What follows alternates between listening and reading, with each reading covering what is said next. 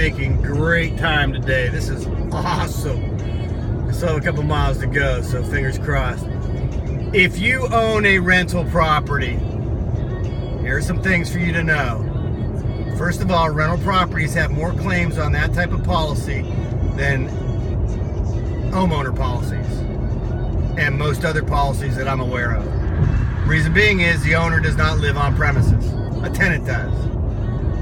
So there's no pride of ownership from the person who is living in the home.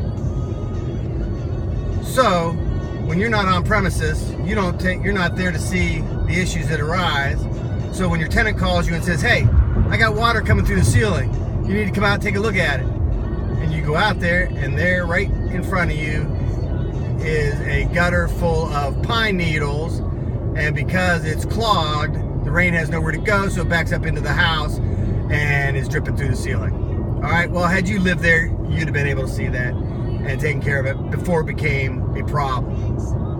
Now, you need to make sure that in your lease, you have a requirement that your tenant carry renter's insurance.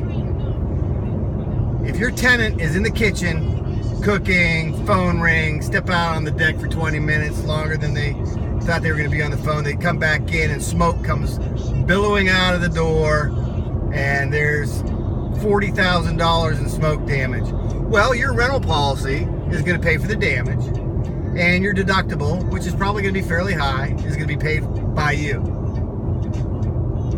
So if they have renter's insurance and they're liable, they're negligent, they left the stove on, their liability insurance on their renter's policy is going to pay for the damage to your house.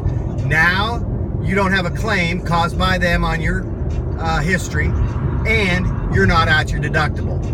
So when it comes to rental properties, make sure they have renter's insurance.